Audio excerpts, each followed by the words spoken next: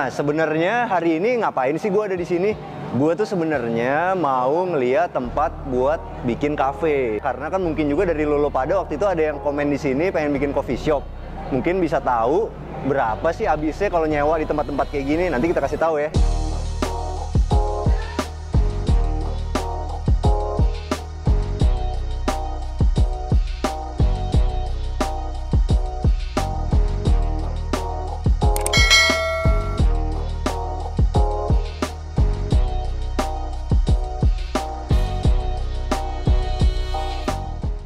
Hai, jumpa lagi sama kita di Arsitektur Indonesia. Kita lagi ada di SQ Dome. Kenapa kita bisa pilih tempat ini? Karena bangunannya ikonik dan keren banget. Yuk ikutin gue yuk.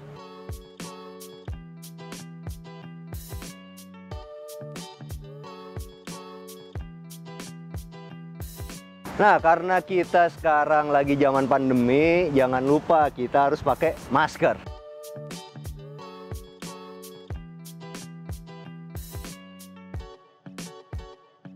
Ini buat informasi buat teman-teman, kalau tahu ini di atas ini dia pakai namanya alukobun.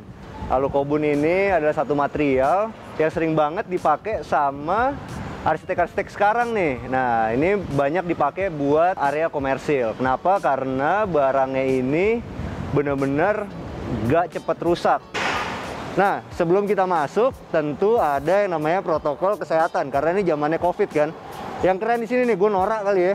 Jadi lo bisa lihat di sini ada pengetesan suhu tubuh, ya kan Mas ya? Nah, jadi caranya gimana nih Mas? Oh, kita tinggal maju doang. 36,4, jadi aman buat masuk ke sini. Kalau teman-teman tahu, ini adalah satu pohon namanya lili Paris. Nah, lili Paris ini gunanya itu adalah untuk ngebikin layer paling depan buat tanaman biasanya. Cuman kalau di sini dipakai sama dia supaya untuk menggantikan kayak semacam rumput ya. Kenapa lili Paris banyak dipakai? Karena dia itu tahan panas, tapi juga kalau misalnya lo taruh di tempat yang teduh, dia tetap bisa tumbuh dengan baik. Ini dibikin sama satu arsitek terkenal dari Inggris, namanya Tom Wright. Nah, itu kalau lo tahu, dia tuh yang bikin Burj Al Arab di Dubai. Berarti bangunannya pasti keren banget kan? Jadi bangunan ini tuh sebenarnya banyak banget menang award nih. Ada di Indonesia, ada juga sampai di Asia Tenggara. Gila kan? Lo bayangin sebenarnya kenapa sih arsitek lokal nggak bisa nyampe ke situ? Padahal kita juga punya potensi kan? Nah itulah, makanya ini gue kasih tahu gimana menurut pandangan gue kenapa arsitek ini bisa ngejuarain banyak banget award. Dan lo mesti tahu, ini dibikin sama satu developer yang beken banget di Indonesia namanya Intiland. Intiland ini sering banget menang di bagian green building kayak gitu. Karena emang mereka konsepnya itu kebanyakan sustainable design. Nah, teman-teman kalau tahu yang di situ itu namanya adalah double skin. Double skin itu gunanya adalah untuk menghalau matahari yang bikin silau, tapi matahari tetap bisa masuk. Nah, jadi ngebikin bangunan lo hemat energi. Kalau di arsitektur ini tuh disebutnya adalah analogi. Analogi dari bangunan ini, kalau lo tahu, ini adalah keranjang. Konsep yang bagus diambil dari keranjang itu dijadiin double skin dari bangunan ini. Di situ sih yang menurut gue keren. Nah, ini sekarang gue lagi mau istirahat dulu nih, minum. Nah, kenapa gue milih tempat ini sebagai salah satu yang gue coba buat ngasih tahu klien gue bagus apa enggak nih. Lo bisa lihat nih, ini hari biasa nih, di sini tetap rame. Padahal ini ada di sekitar jam 3. Jadi lo bisa bayangin kalau misalnya mereka pulang kantor nih semua, lo bisa bayangin kan berapa banyak lagi yang rame di sini. Gitu teman-teman. Jadi lo ketika lo milih satu tempat untuk lo jadiin kafe, lo mesti datang di waktu-waktu yang random. Kayak gue gini nih sekarang, lo bisa ngecek jam 3 kayak gue gini, itu kan jam-jam sepi tuh. Kalau jam sepi aja rame, apalagi kalau jam sibuknya kan. Nah, gitu caranya teman-teman. Dome ini pakai satu membran nih. Membran itu untuk nutupin si dome-nya. Itu kan transparan tuh. Nah, transparan itu dipompa terus selama 24 jam supaya dia ada gelembungnya semacam balon. Nah, itu gunanya apa teman-teman? Berarti itu nanti di tengah-tengahnya itu kan ada rongga udaranya kan?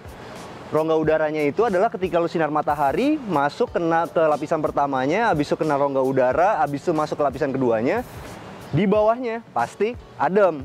Kalau lo lihat di sini pergolanya itu pakai kanal H nih. Kanal H-nya gede banget, bisa lo lihat nih di sini nih. Nah, kanal H ini dipakai buat dia supaya nampilin tampilan dari industrial itu. Nah, sekarang ada yang keren nih. Ketika lo punya kanal H kayak gini buat rumah lo bisa nyembunyiin yang namanya talang itu sama peralon airnya kayak gini nih. Ini kan talang nih, lo lihat nih teman-teman nih. Nah, ini talang di sini, peralonnya ini dari besi. Dia turunin, dia masukin ke dalam si kanal H-nya ini. Habis itu dibuang ke bawah, langsung ke selokan. Nah, ini bisa jadi inspirasi kalau lo bikin rumah pakai kanal H. Nah, kanal H itu kalau di sini kan gede, kalau di rumah lo mah nanti kecil aja. Inilah, kalau lo arsitek lokal, kebanyakan kita selalu punya pandangan-pandangan pengen bikin bangunan-bangunan di luar. Kalau arsitek ini, dia itu mikirin kearifan lokal nih. Kenapa begitu? Nah, lo bisa lihat nih di sini, di dome ini, itu pakai batik Megamendung.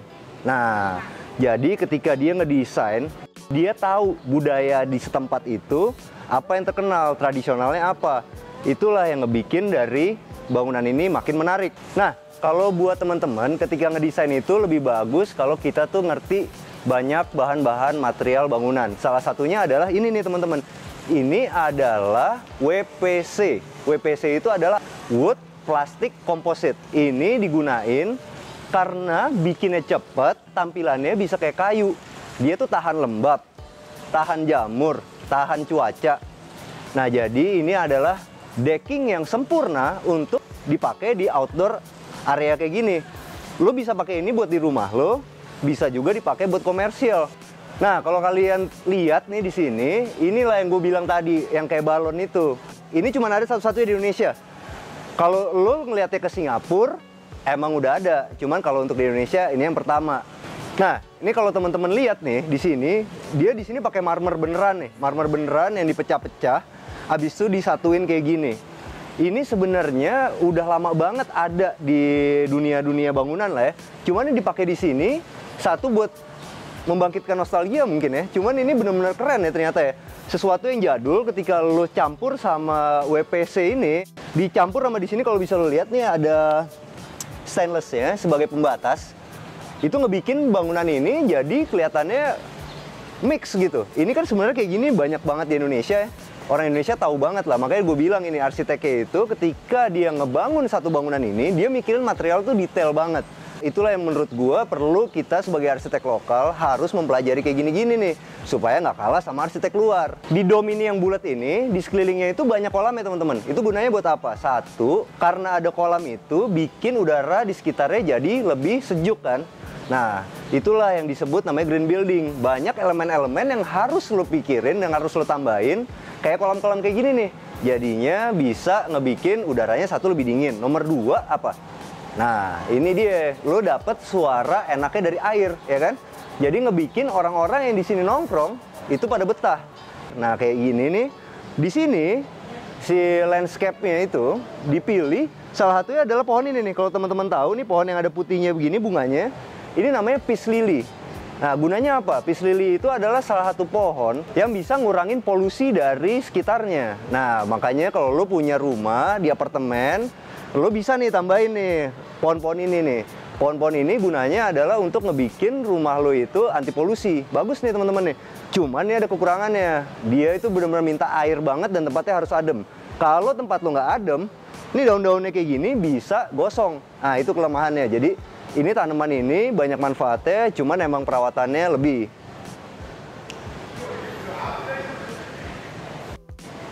Nah, kalau teman-teman pengen rumahnya itu sebenarnya bagus banyak tanamannya, lo boleh mikir nih, caranya gimana? Caranya adalah memilih tanaman-tanaman yang ada di mall. Biasanya tanaman-tanaman itu yang ada di mall atau di jalan-jalanan itu pasti bukan yang susah ngerawat ya. Kecuali peace lily ini, karena ini kan green building. Kalau yang kayak gini nih, Thunbergia, ini kan tanaman merambat nih. Ini bunganya biasanya warnanya ungu nih. Nah, ini adalah salah satu pohon-pohon gampang yang bisa teman-teman pakai buat di rumahnya. Yuk. Nah, jadi lu mesti tahu nih. Sekarang kita mau turun ke bawah, kita mau ngecek harga-harga tenannya sama lokasi-lokasi tenan di sini nih yang kosong nih. Nah, lo tahu nggak apa yang gue suka dari SQ nih? Gue dapet masker. Maskernya itu sama modelnya kayak batik Mega Mendung yang ada di Dome itu tuh. Ah, itulah yang ngebikin si SQ ini keren dan selalu bikin konsepnya nyatu sampai bahkan ke masker-maskernya.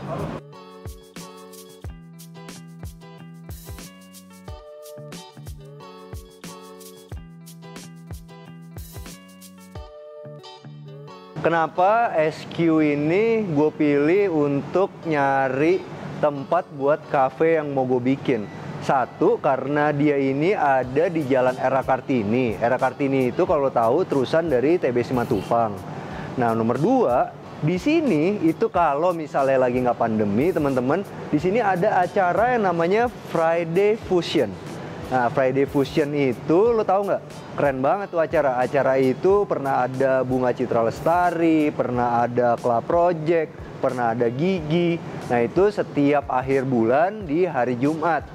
Itu ngebikin kalau lo punya tenan di sini jadi gampang kan buat jualannya. Nah, itulah salah satu alasannya kenapa gue suka sama tempat ini, karena jarang kan ada mall yang punya acara-acara yang spesial kayak gitu. Nah, teman-teman, ini lo lihat di sini di tempat yang biasanya dipakai buat Friday Fusion itu, sekarang digunain sama dia ditaruh bangku-bangku begini. Gunanya apa? Ini ngebantu buat tenan-tenan yang ada sekarang, supaya kan sekarang kalau di satu restoran itu harus 50% nih. Nah, disediain sama SQ tempat di sini, jadi lo kapasitas dari restoran lo nggak berkurang, tapi lo tetap ngejaga yang namanya social distancing. Di sini kalau lo lihat nih keramiknya lucu nih. Dia pakai granit-granit yang ada di pasaran, lo bisa lihat di depo bangunan atau di mana. Ini ada glitter-glitter ya, jadi ngebikin tempat ini lebih mewah. Nah, sebenarnya hari ini ngapain sih gue ada di sini? Gue tuh sebenarnya mau ngeliat tempat buat bikin cafe. Gue disuruh sama klien gue untuk nyari satu tempat yang cocok banget untuk bikin rumah makan sekaligus cafe kopi. Nah, makanya nanti kita mungkin akan kasih tahu lo juga, karena kan mungkin juga dari lo pada waktu itu ada yang komen di sini pengen bikin coffee shop. Mungkin bisa tahu berapa sih habisnya kalau nyewa di tempat-tempat kayak gini. Nanti kita kasih tahu ya. Ikutin terus yuk video ini. Nah, gue itu sebenarnya nyari tempat retail di sini sekaligus ngebahas tentang arsitekturalnya kan buat konten YouTube. Tapi sebenarnya gue pengen tahu nih, kalau gue bikin cafe di sini habisnya berapa sih? Nah, teman-teman, nih gue dapat satu tempat yang kayak cocok nih untuk kita bikin satu restoran. Restorannya masih rahasia karena klien gue harus dirahasiakan dong. Nah, biar surprise. Jadi ini kita ngebahas ini nih di acara kita yang paling penting nih. Kita mau ngebikin lo bisa bermimpi untuk bisa bikin cafe di satu mall yang ada di pusat Jakarta Selatan. Berapa sih biayanya? Nah, ini 1 meter perseginya 350.000 rupiah. Nah, sekarang nih kita ambil kalkulator ya. 350.000. Ini total luasan ini 90 meter persegi. Jadi per bulannya 31.500.000 nih teman-teman, ya kan? Nah, sekarang kalau kita hitung, gue tanya sama mereka, ini harus lo bayar 3 tahun kontraknya. 378 juta per tahun kan? Kita kali 3 tahun nih. 1M 134 juta berarti kalau lo mau nyewa tempat ini. Nah, sekarang tata cara bayarnya kayak gimana sih kalau di mall? Tata cara bayarnya itu adalah lo harus kontrak 3 tahun. Habis itu lo harus bayar DP-nya 20% di muka. Sisanya lo bayar bulanan. Jadi lo mesti bayar 567 juta nih nyiapin duitnya kan. Lo mesti bayar per bulannya berapa? Karena sisanya itu bisa lo bayar per bulan. Nah, kita kali 0,8 ya. 907 juta lo bagi 36 bulan. Nah, totalnya kurang lebih 25 juta per bulannya. Jangan lupa ya, masih ada service charge 90.000 per meter persegi dikali 90. Nah, 8,1 juta per bulan untuk service charge-nya. Nah, sekarang kalau lo kepengen bikin restoran, contoh-contoh kayak yang di sini-sini nih, itu habisnya berapa sih? Untuk bikin kitchen-nya teman-teman ya, itu habisnya 400 juta. Kalau untuk bikin interiornya kurang lebih ya 400-an lagi lah.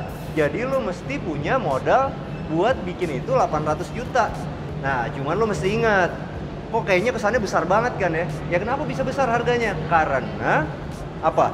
Di sini ada 7.000 karyawan yang bekerja di mixed use ini.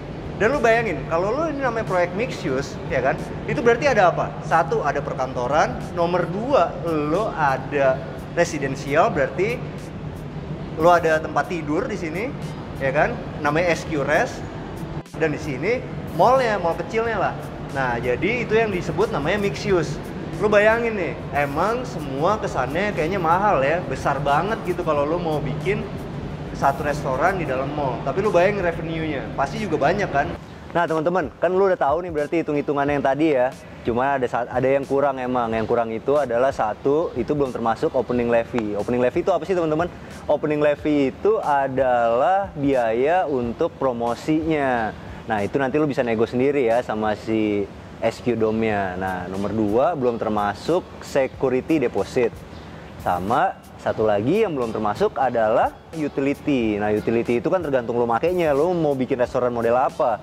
Lo mau bikin restoran model yang banyak listriknya, lo bayar listrik lebih besar. Kan gitu aja intinya. Nah, ini kita udah ada di bagian luarnya nih. Tempat ini sangat ramah banget nih buat pejalan kaki. Menurut gua ya, siapa tahu nih kita didengar sama pengelola nih. Bagus banget kalau dibikin acara buat lomba lari atau sepedaan tiap minggunya nih. Oke, sampai jumpa di acara arsitektur berikutnya. Jangan lupa bantu kita subscribe, like, sama share video kita. Kalau lu pengen ada pertanyaan, lu bisa taruh di komentar di bawah. Lu bisa ke Instagram kita @arsitekturindonesia atau lu bisa email ke arsitektur.indonesia@gmail.com. Ciao.